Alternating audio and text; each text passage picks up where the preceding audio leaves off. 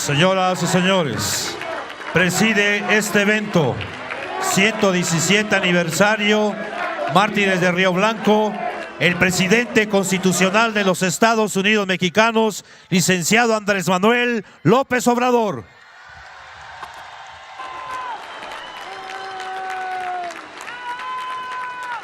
Lo acompañan el gobernador constitucional del estado de Veracruz, Cuitláhuac García Jiménez. El secretario de Trabajo y Previsión Social, Marat Bolaños López. El secretario general de la Confederación Revolucionaria de Obreros y Campesinos, Isaías González Cuevas. El vicepresidente del Congreso del Trabajo, Reyes Soberanis Moreno. El secretario general del Sindicato de Trabajadores Petroleros de la República Mexicana, Ricardo Aldana Prieto. El secretario general del Sindicato Nacional de Trabajadores de la Educación, Alfonso Cepeda Salas. El secretario general del Sindicato Nacional de Trabajadores del Seguro Social, Arturo Olivares Cerda. El secretario general del Sindicato Mexicano de Electricistas, Martín Esparza Flores. El presidente municipal de Río Blanco, Ricardo Pérez García. Agradecemos también la presencia de Hansel Homero Alvízar Bañuelo, secretaria de Trabajo y Previsión Social. Ana Larisa Arellano Barrios, del Sindicato Industrial de Trabajadores y Artistas de Televisión y Radio. Diego Camacho Aquigual, Secretaría del Trabajo y Previsión Social.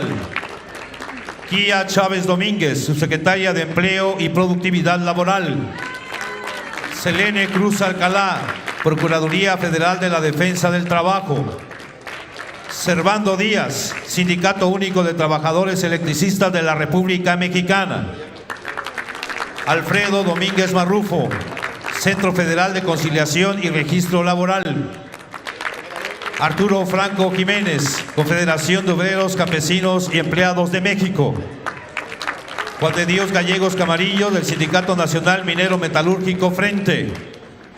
Adolfo García, representante de la Ex Fábrica. Edmundo García Santos, Confederación de Agrupaciones Sindicales Mexicanas. Víctor García Trujeque, Confederación de Trabajadores de México. Abigail Pamela Gómez Suárez, del Sindicato Independiente de Trabajadores de la Universidad Autónoma Metropolitana. Jesús González Cárdenas, de la Federación Nacional de Sindicatos Independientes. José Humberto Gual Ángeles, Asociación de Pilotos Aviadores de México. Pedro Aces Barba, Confederación Autónoma de Trabajadores y Empleados de México. Alfredo Hernández Ávila, Confederación Regional Obrera Mexicana. Yoshadara Landa Vázquez, Secretaria de Trabajo, Previsión Social y Productividad de Veracruz. Benito Melo González, delegado del Sindicato Minero en Veracruz. Rubén Mendoza Cetina, Sindicato de Trabajadores de la Industria de la Radiodifusión, Televisión, Telecomunicaciones similares y conexos de la República Mexicana. Amador Monroy Estrada, Confederación de Trabajadores y Campesinos. Lorenzo Pale Mendoza, Sindicato de Trabajadores de la Industria Azucarera y similares de la República Mexicana. Ricardo Limón, de la Federación de Trabajadores de Sindicatos Autónomos. Carlos Alberto Salamanca Candelario, del Sindicato de Telefonistas de la República Mexicana. Y Arturo Sayún González, del Sindicato Nacional del Monte de Piedad. Asimismo, damos la bienvenida a los representantes de los medios de comunicación y a quienes nos siguen a través de las redes sociales. Todas y todos ustedes, sean bienvenidos. Gracias por su presencia. Favor de ocupar sus lugares.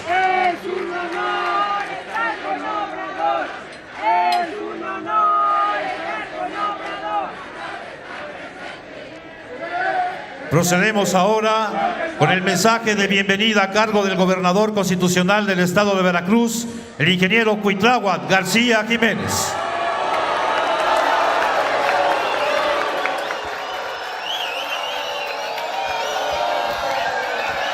Presidente de la República Mexicana, licenciado Andrés Manuel López Obrador, autoridades laborales, líderes sindicales y de los trabajadores de México, miembros del Presidium, pueblo de México y Veracruz,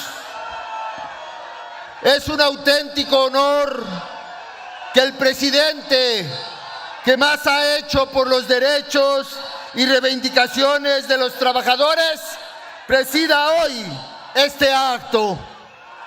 En varias de sus visitas a nuestro estado he hecho referencia del papel tan importante y crucial que jugó el pueblo veracruzano en las transformaciones que se han dado en el país. Como todos sabemos, la Revolución Mexicana, la tercera transformación del país, fue precedida por muchas contra la dictadura porfirista.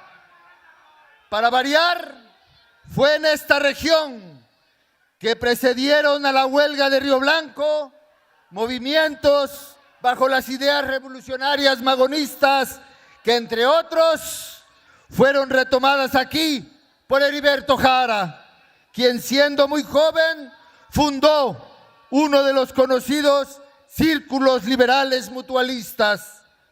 Después de la masacre y represión contra los obreros textiles que hoy recordamos, Jara se unió a Madero. También fue diputado federal durante el constituyente de 1917 y fue un impulsor del artículo 123, donde defendió varias de las reivindicaciones por las que luchaban los obreros de las fábricas de esta región en ese entonces. Otro de los que leía las ideas magonistas en el periódico Regeneración era Cándido Aguilar, revolucionario de esta región, quien, siendo más joven que Jara, se unió al llamado maderista. Llegó a ser gobernador de Veracruz y el 19 de octubre de 1914 hizo un decreto de ley en favor de los trabajadores, convirtiéndose así en la primera en su contenido laboral en favor de los obreros. Presidente, por lo que usted ha hecho por los trabajadores de México, permítame obsequiarle un facsímil de dicho documento como un reconocimiento a su política laboral y a favor de los obreros de México, y que sirva para traer a la memoria los pasajes históricos que se desenvolvieron en estas tierras y particularmente aquí, hoy, bajo la Cuarta Transformación, en manos del mejor presidente de México, licenciado Andrés Manuel López Obrador. Muchas gracias.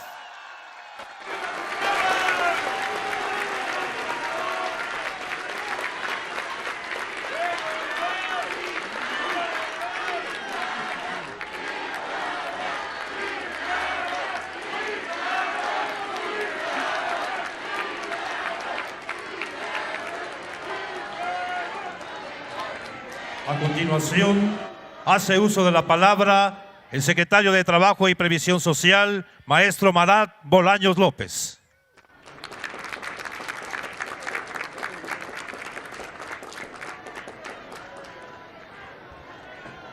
Con su permiso, presidente Andrés Manuel López Obrador, un saludo también con mucho respeto al gobernador Cuitláhuac García, representantes de sindicatos de todo el país, a todas y todas las personas que asisten el día de hoy aquí en este evento de Río Blanco y quienes dan vida al mundo del trabajo. Me complace muchísimo estar el día de hoy aquí en Veracruz en el marco del 117 aniversario de los Mártires de Río Blanco, movimiento fundamental y funesto antecedente de la Revolución Mexicana, mismo que planteó algunas de las grandes luchas del movimiento obrero y que ahora se encuentran consagradas ya como derechos en la Constitución mexicana. Un día como hoy, pero de 1907, los obreros de la fábrica de textiles de Río Blanco se reunieron en las afueras de este edificio que se encuentra a nuestras espaldas para exigir la mejora a las infames condiciones laborales en las que eran forzados a trabajar. Su indignación era alimentada por los bajos salarios y las largas jornadas de hasta 16 horas que debían cumplir. Esto era un reflejo de lo que pasaba en muchos otros lugares del país en esos tiempos. Las y los obreros de Río Blanco habían intentado encontrar en el mal gobierno de Porfirio Díaz un árbitro que juzgara con imparcialidad el conflicto y así influyera en lograr mejoras en sus condiciones de trabajo. Pero el dictador de profunda vocación autoritaria e inclinación extranjerizante ordenó la reanudación de las labores en las fábricas y permitió que se vulneraran aún más los derechos de las y los trabajadores. Sin embargo, la clase trabajadora rechazó el fallo de Díaz y continuó con la huelga. La respuesta del mal gobierno de Porfirio Díaz a este hecho fue una de las más sangrientas represiones que se tengan registro en la historia de nuestro país y cuyo resultado fatal fue la muerte de varios cientos de trabajadores, teniendo como propósito el anular por completo cualquier intento reivindicativo de las y los obreros. Por otra parte, cabe destacar que fue también aquí donde se fundó una de las primeras organizaciones obreras, como el Gran Círculo de Obreros Libres de filiación liberal magonista, el cual se fue expandiendo por diversas entidades del país, manteniendo la llama revolucionaria viva hasta el momento detonante años más adelante. Y por tales hechos y razones históricas es que me da mucho gusto estar aquí el día de hoy presente con todas y todos ustedes, en particular con las y los representantes de las y los trabajadores, porque en el gobierno de la transformación no hay represión ni eliminación de derechos para las y los trabajadores.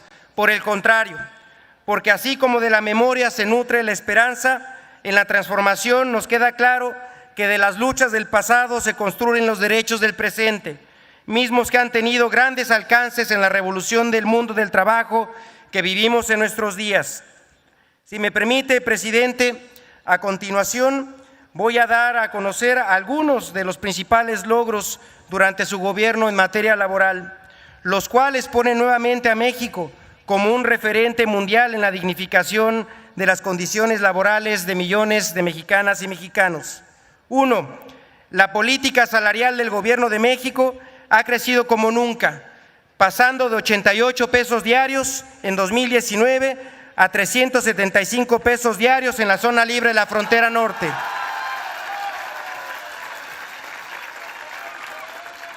Y 249 pesos diarios en el resto del país, es decir, un 110% de recuperación del poder adquisitivo del salario mínimo.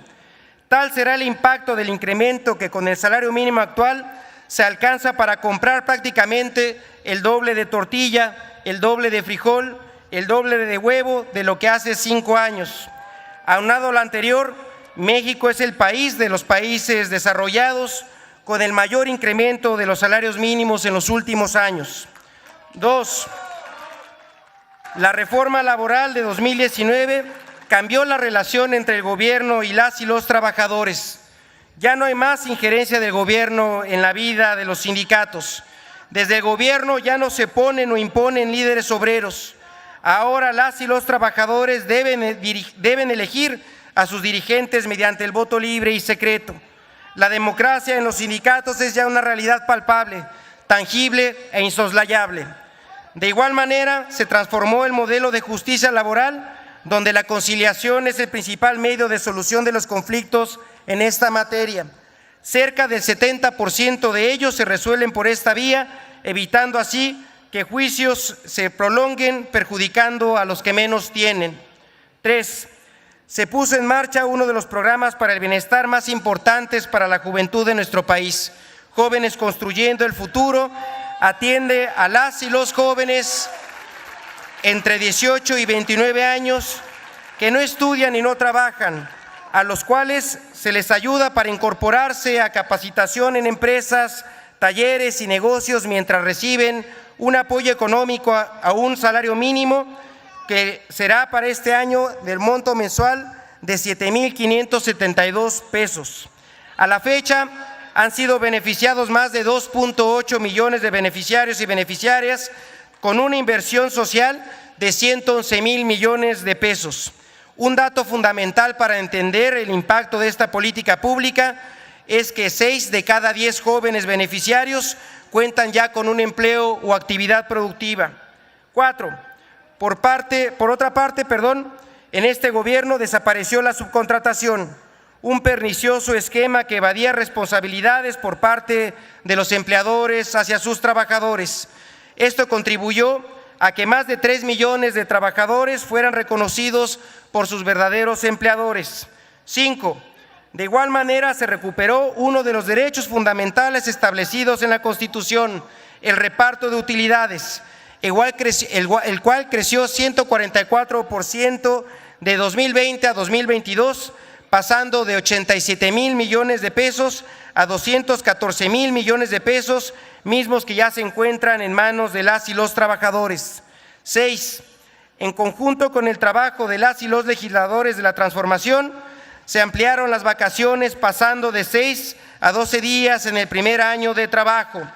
7. Se actualizaron las tablas de enfermedades de trabajo y de evaluación de incapacidades permanentes tras 52 años de rezago en la materia. 8. Se implementó el programa de afiliación del Seguro Social para trabajadoras del hogar. 9. 5.1 millones de personas salieron de la condición de pobreza durante el gobierno del presidente Andrés Manuel López Obrador, aún con los efectos adversos de la pandemia, y la política salarial contribuyó de manera muy decisiva en este punto. 10. Hoy en México es uno de los países con menor desempleo en el mundo y contamos con más de 22 millones de trabajadoras y trabajadores registrados ante el Instituto Mexicano del Seguro Social con el mayor ingreso promedio que jamás haya registrado. Estos son algunos de los logros de la Cuarta Transformación que han cambiado la vida de millones de trabajadoras y trabajadores. Esto demuestra que somos un gobierno para todas y para todos, pero sobre todas las cosas, un gobierno para quien más lo necesita. Decirle, presidente, que seguiremos adelante para que nunca más exista un capítulo como la brutal represión de la huelga de Río Blanco. Ahora son tiempos distintos, tiempos de transformación. La historia es nuestra, pertenece al pueblo y con ello también el porvenir, con el único objetivo de que la justicia se haga costumbre y la revolución de las conciencias sea irreversible. Y para cerrar, quisiera hacerlo con un fragmento de poesía. Diría uno de los grandes de América Latina, que la poesía no es de quien la escribe, sino de quien la necesita, y en esta ocasión así lo amerita. ¿Qué fue de la lucha obrera, compañeros, compañeras?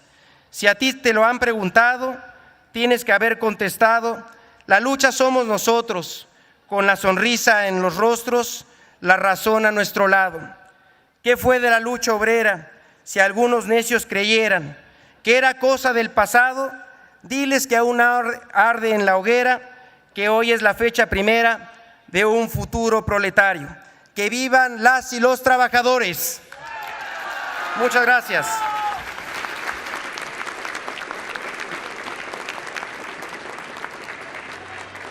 Andrés, amigo, la gloria está contigo. Andrés, amigo, la gloria está contigo. Andrés, amigo, la gloria está contigo. Andrés, amigo, la gloria está contigo. Procedemos ahora con la proyección del video del 117 aniversario de la huelga de Río Blanco. 7 de enero de 1907, huelga de Río Blanco.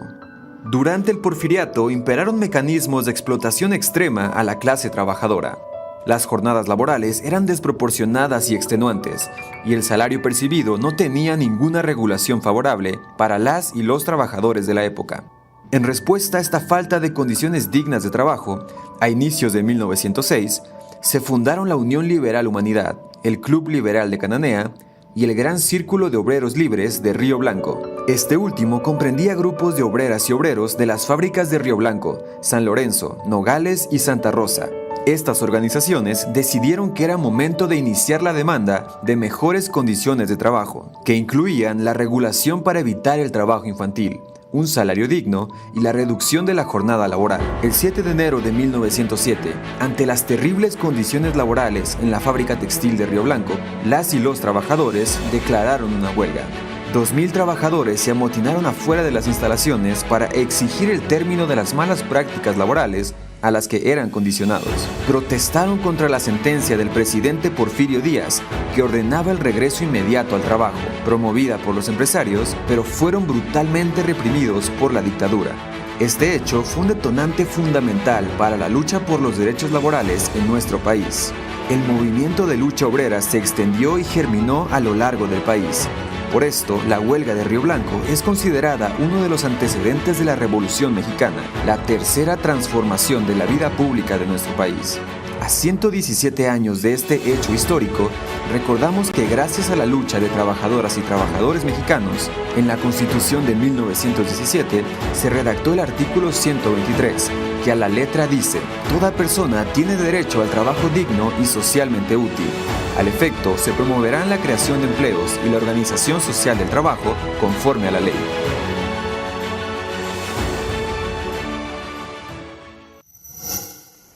Gobierno de México. Estimado público, escuchemos el mensaje que nos dirige el presidente constitucional de los Estados Unidos Mexicanos, licenciado Andrés Manuel López Obrador.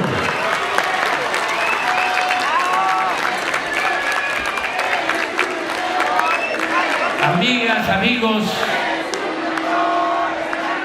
de Río Blanco y de pueblos, municipios de esta región del estado de Veracruz, me da mucho gusto estar aquí en este día histórico.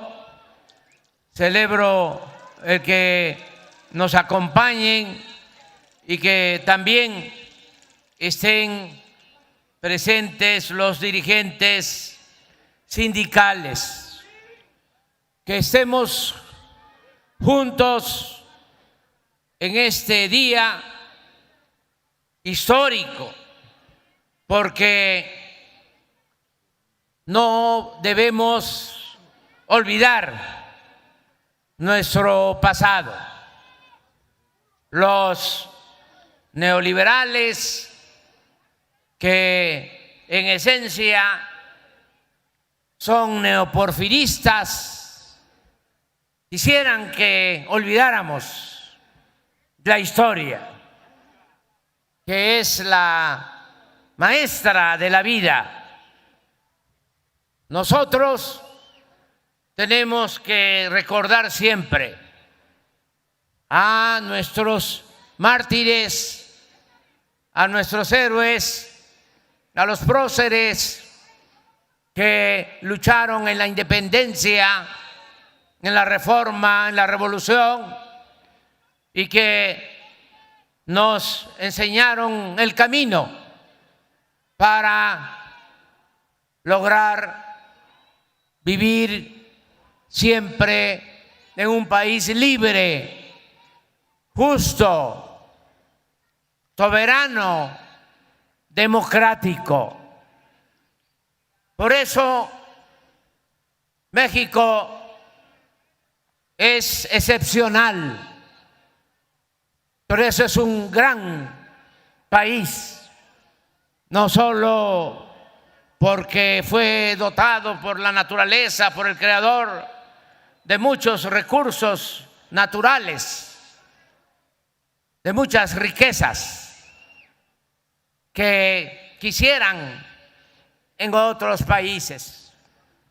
También es excepcional nuestro país por su pueblo, por las culturas que heredamos, porque somos beneficiados de tradiciones, de costumbres que vienen de milenarias y extraordinarias civilizaciones.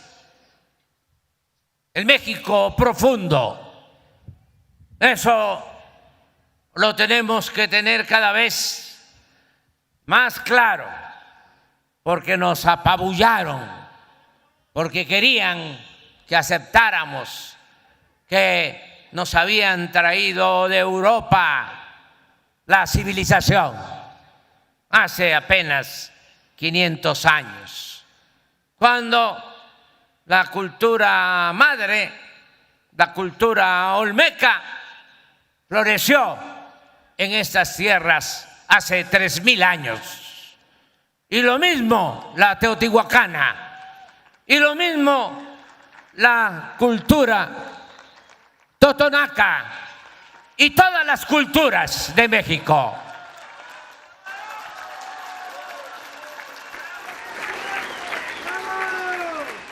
Por eso es nuestra idiosincrasia. Por eso somos muy especiales los mexicanos. Por eso el mexicano es fraterno, es amoroso. Por eso el mexicano es solidario, porque tenemos esa herencia que viene de lejos, del México profundo. Y por eso el mexicano es uno de los pueblos más trabajadores del mundo.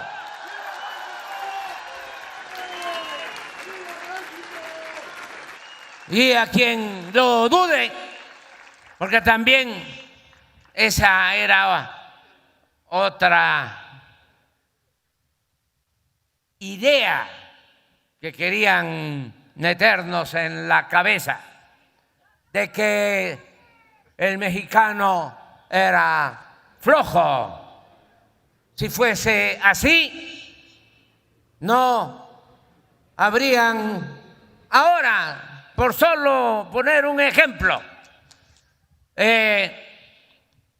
mexicanos que por necesidad tuvieron que irse por falta de oportunidades, arriesgándolo todo a buscar algo que mitigara su hambre y su pobreza a Estados Unidos, en otros tiempos precisamente de la política neoliberal, y que ahora esos migrantes, nuestros hermanos, están enviando a sus familiares en México $63.200 millones en remesas.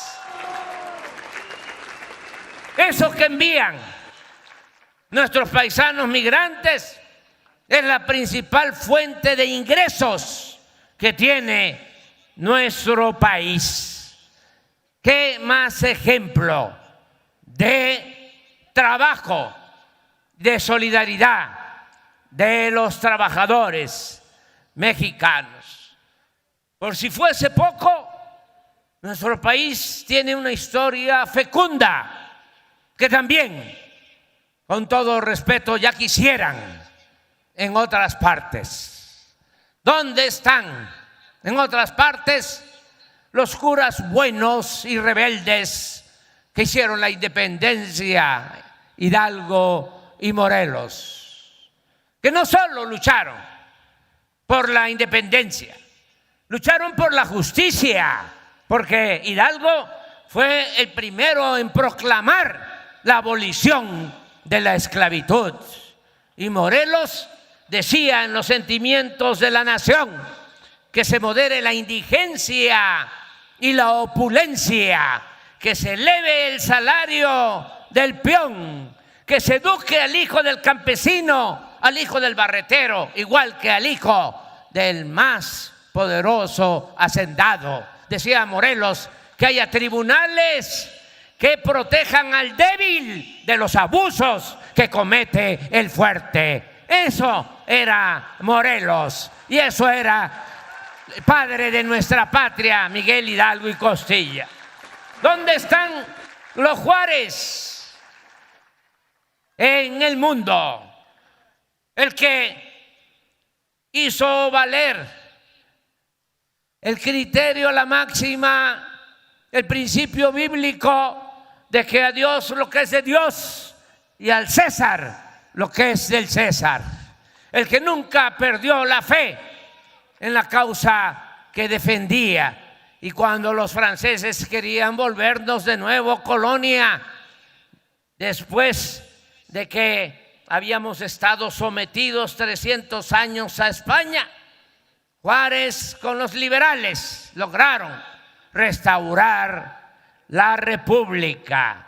Eso es único en la historia del mundo y lo mismo podemos decir, y en esta fecha más, de los revolucionarios, los precursores del movimiento revolucionario de 1910, los magonistas, Villa, Zapata, Madero y un presidente revolucionario, el mejor presidente del siglo XX, porque el mejor presidente de toda la historia de México fue Benito Juárez, y el mejor presidente del siglo XX, el general Lázaro Cárdenas del Río.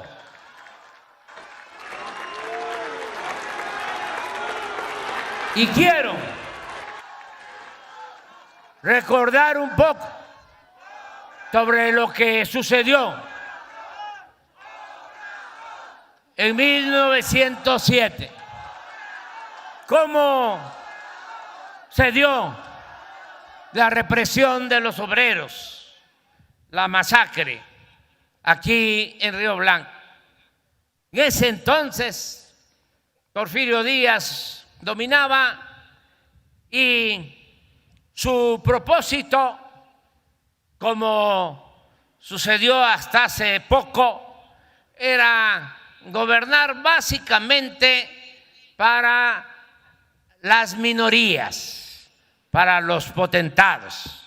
Sentido estricto, no solo no había democracia, sino que estaba establecida una dictadura con características de oligarquía. El gobierno no era del pueblo, porque eso es la democracia. El gobierno era para la minoría.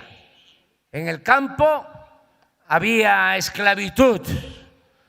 Hace un momento decía yo que el cura Hidalgo había proclamado la abolición de la esclavitud, pero lamentablemente aún ya en el México independiente siguió existiendo la esclavitud en nuestro país y se intensificó en el periodo de Porfirio Díaz, porque hubo un auge económico y se necesitaba enganchar a trabajadores para las haciendas azucareras, para las minas, para el trabajo en las haciendas enequeneras en Yucatán.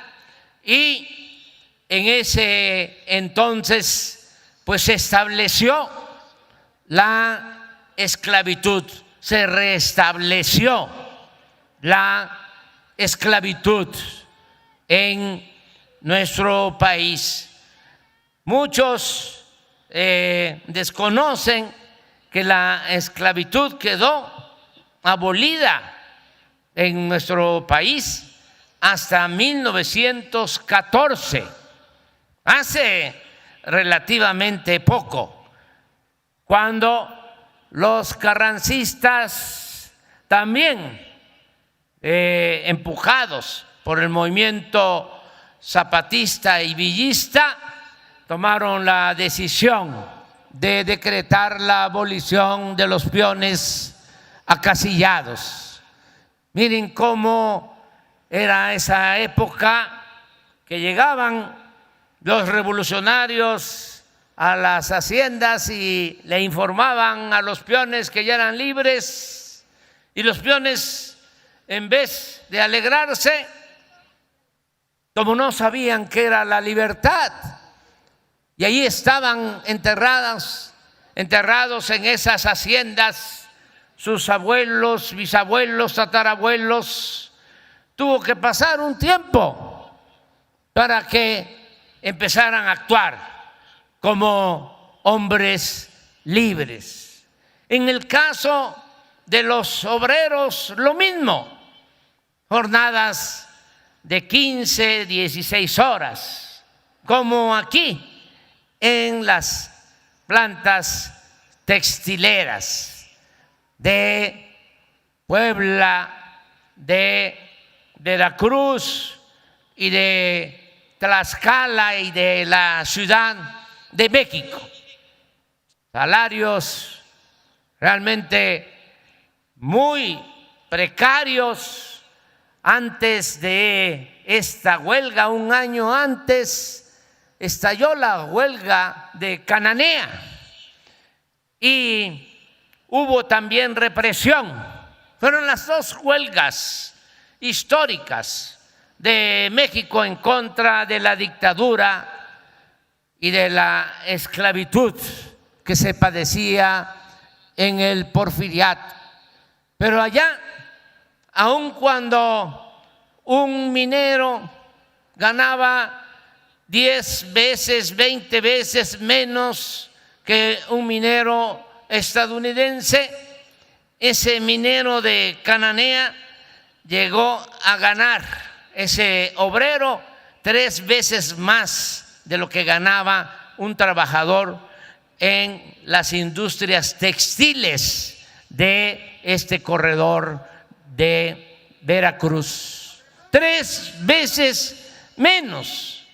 Y tenían que trabajar 15, 16 horas. Desde luego que no había día de descanso. Tenían que trabajar también los niños. Esos tenían que poner para alcanzar la máquina de textil sus cajas para poder trabajar. Era una gran explotación, pero acompañada de una gran prepotencia, porque ellos se sentían los dueños de México y el gobierno era de ellos. Se habla que la huelga textil de ese tiempo, la huelga que desembocó en la represión de Río Blanco, aquí donde estamos, fue una huelga de empresarios inicialmente, porque los trabajadores plantearon mejores condiciones laborales, presentaron un pliego petitorio y los empresarios dijeron no vamos a aceptar mejorar los salarios y vamos a cerrar las plantas. Y eso hicieron. Como un año cerraron todas las plantas. Imagínense la situación tan difícil de los trabajadores. Los que buscaban la conciliación eran los trabajadores, los que estaban en una actitud cerrada, prepotente, eran los empresarios. Llegó el caso hasta que los trabajadores propusieron que sirviera como intermediario Porfirio Díaz. Imagínense. Y dijeron los empresarios, no queremos que el presidente, siendo Porfirio Díaz, fuese el mediador, el intermediario, porque se sentían los dueños de México, hasta tratar como inferior al mismo Porfirio Díaz. Poco a poco se fue resolviendo el problema, pero hubo mucho sufrimiento, mucho desempleo en Puebla, en Veracruz, en Tlaxcala. Por ese entonces, un dirigente que fue realmente ejemplar y por eso se le conoce como el apóstol de la democracia, Francisco I. Madero, ofreció que fueran a trabajar los obreros de la industria textil a sus haciendas allá a Coahuila para darles empleo, porque la situación era muy difícil en toda esta región. Fíjense cómo desde 1906 Madero empieza a actuar de esa manera humanitaria. Ofrece en su hacienda en San Pedro de las Colonias trabajo a los desempleados de las empresas textileras. No se lograba nada y se dio este enfrentamiento. En un día como hoy, 1907, más que enfrentamiento, una brutal represión, porque se inició una confrontación con un empresario. En ese entonces dominaban los empresarios franceses y españoles. No solo eran los dueños de las empresas textiles, sino también del comercio. Se empezó con este enfrentamiento, hubo algunos muertos y Porfirio Díaz envió al ejército y se reprimió brutalmente a los trabajadores. Muchos se fueron a la montaña. La mayoría, muchos perdieron la vida. Se habla de 600, 700 muertos. ¿Cómo sería de triste este acontecimiento que ante tanto muerto, un maquinista del ferrocarril estadounidense no quiso echar a andar la máquina para llevarse a los muertos, a tirarlos a el puerto de Veracruz para que se los devoraran los tiburones. Es durísima esa historia. Tuvo que participar otro maquinista sin escrúpulos morales y sin sentimientos de malas entrañas, y él fue el que condujo el ferrocarril llevándose a todos los muertos, todos los asesinados en la represión de ese fatídico día del 7 de enero del día 7 de enero de 1907, ese día.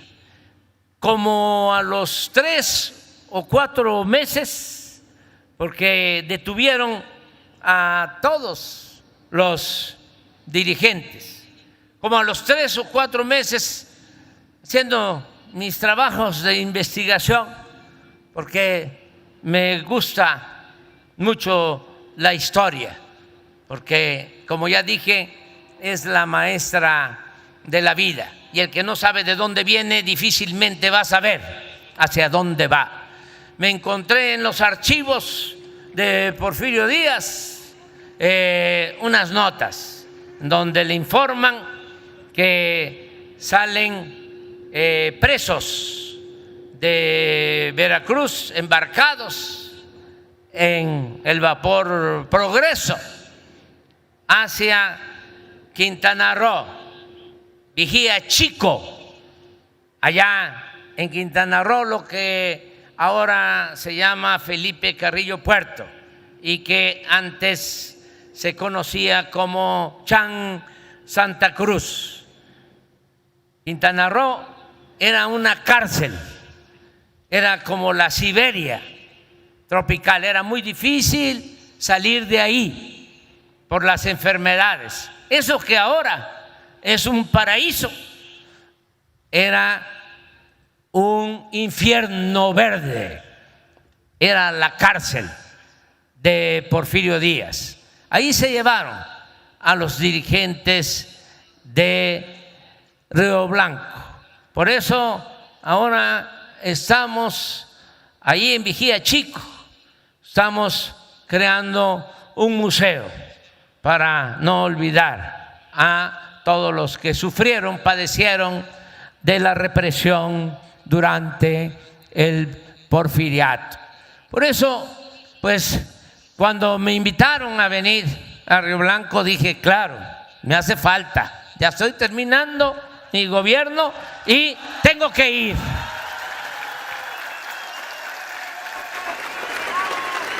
Y aquí estoy.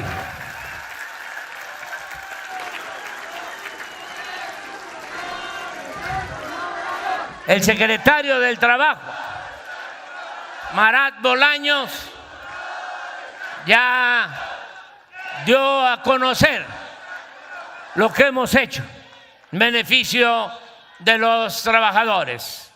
Ya es una política laboral distinta. Al carajo con el neoliberalismo, al carajo con el neoporfirismo. No queremos la oligarquía. México no es país de unos cuantos. México es de todos los mexicanos, de todo el pueblo.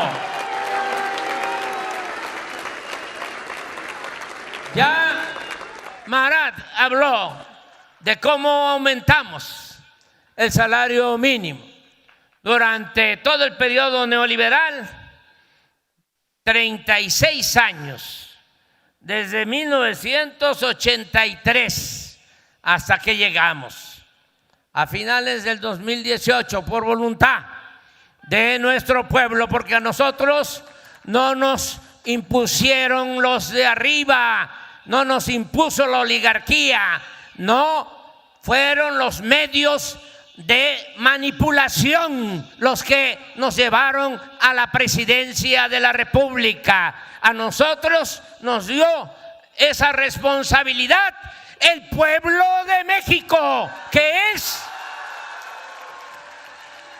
nuestro amo, nadie más. Por eso es importante la democracia.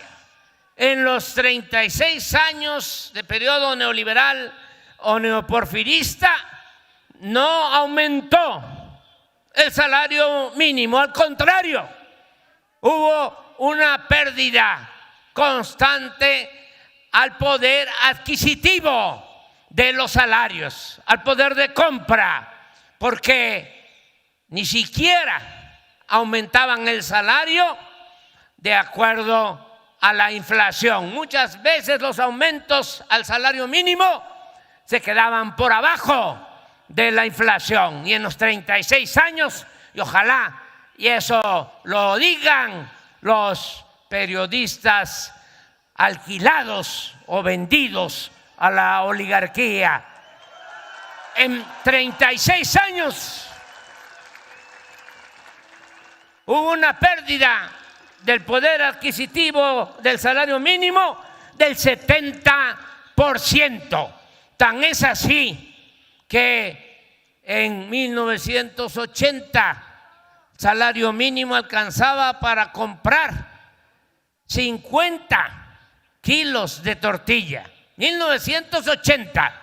Y cuando nosotros llegamos a la presidencia, apenas alcanzaba el salario mínimo para comprar 5 kilos de tortilla. Y aunque hemos aumentado a más del 100% el salario mínimo, apenas y ahora un salario mínimo alcanza para comprar 10 kilos de tortilla. Fíjense cuánto se deterioró el poder adquisitivo del salario. Por eso tenemos que continuar con la misma política salarial. Y aquí hago el compromiso de que antes de que yo termine mi mandato voy a enviar una iniciativa de reforma al artículo 123 de la Constitución para que se establezca que nunca, jamás va a aumentar el salario menos que la inflación. Nunca más.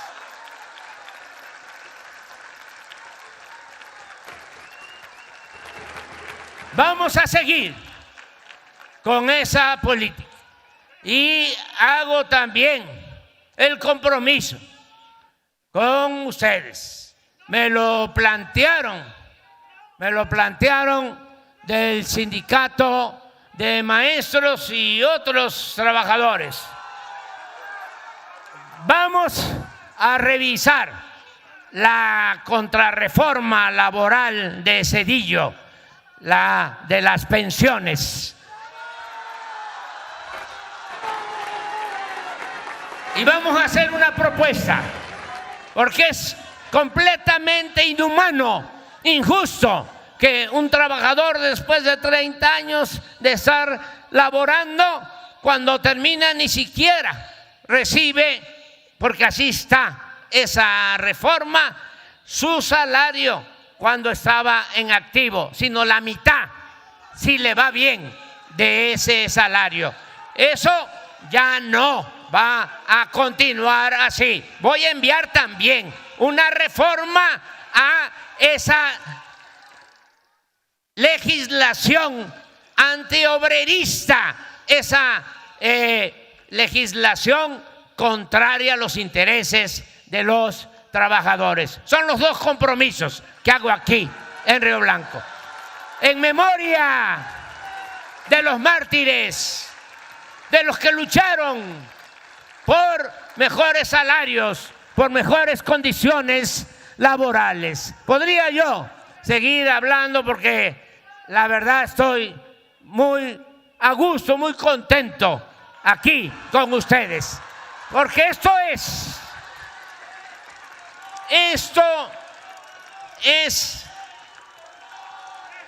lo que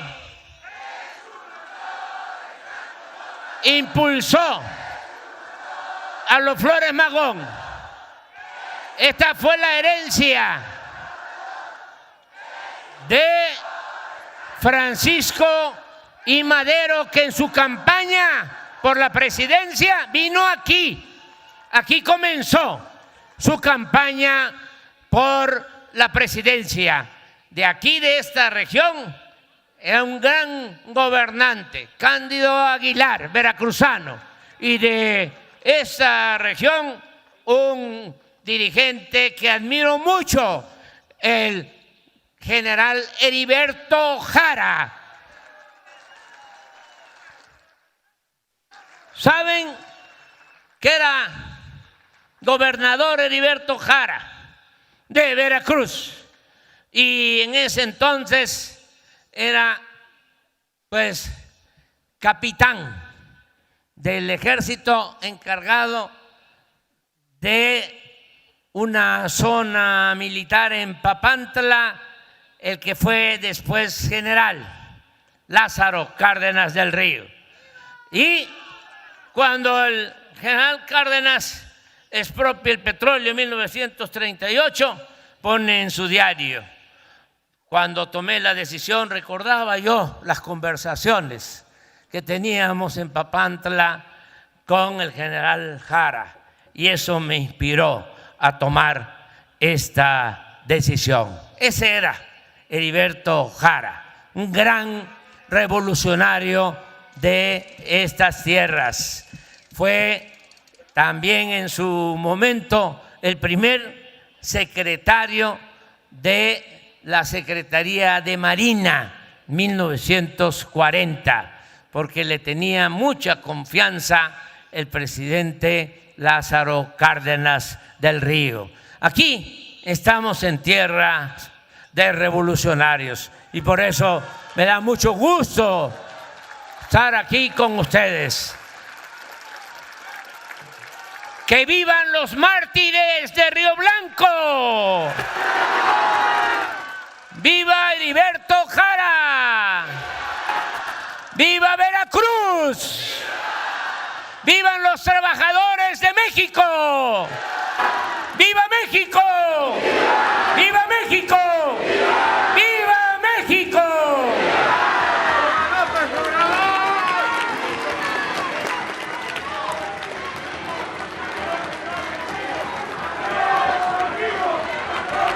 Le solicitamos guardar el debido respeto para entonar nuestro himno nacional mexicano.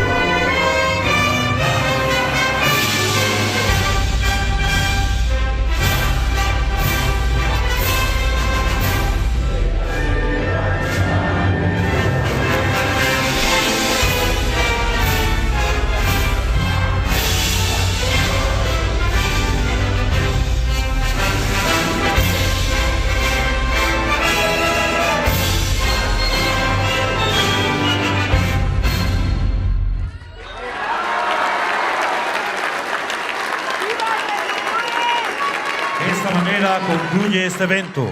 Se despide de ustedes el presidente de los Estados Unidos mexicanos, licenciado Andrés Manuel López Obrador. Agradecemos a todos ustedes su amable asistencia, deseándoles que pasen un excelente día. Muchas gracias.